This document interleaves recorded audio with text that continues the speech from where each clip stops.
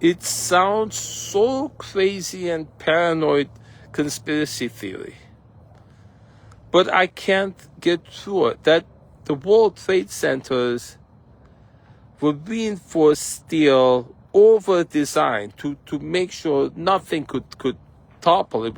What it would take to topple it, it didn't occur. The planes crashing at the top couldn't bring it down. It had to have bombs implanted on every floor, going from the bottom to the top, in order for it to collapse and the way it did. People who know.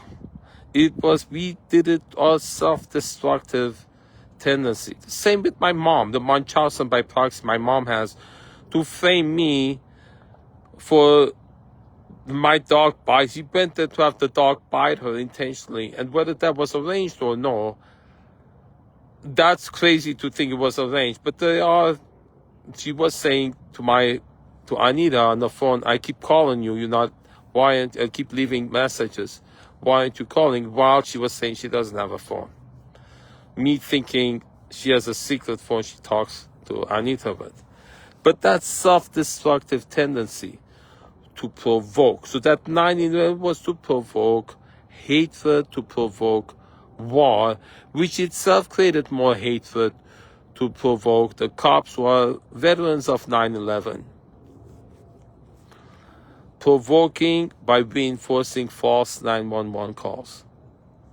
It sounds crazy, but it did happen on 9/11, leading to it's not a set conclusion, but an hypothesis that the thought has always occurred, but I haven't spoken it, that they were planning to use it for this purpose.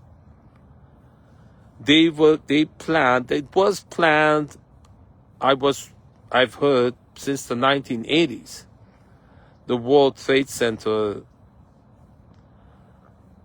event. That they were planning, amongst other things, to provoke a war, to have, and then all the veterans of police attacking Middle Eastern people by sending out white prostitutes to manipulate their way into houses of Middle Eastern people, and then generate 911 calls. So those police who veterans of 9/11 who hate Middle Eastern men would support the white squatter. It couldn't work with a black man. Black man is selling drugs. Forget about it. He'd be gone in no time. But the white, pretty prostitute giving blowjobs to the police officers, staying in a Middle Eastern, occupying the house of a Middle Eastern man, sure, the police were supporting that.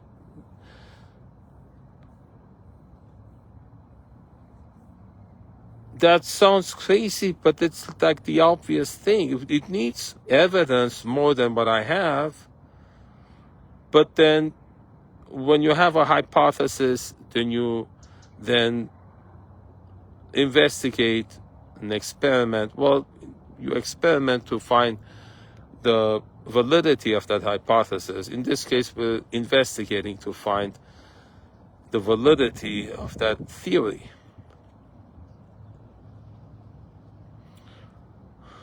There's more I want to say in the next episode.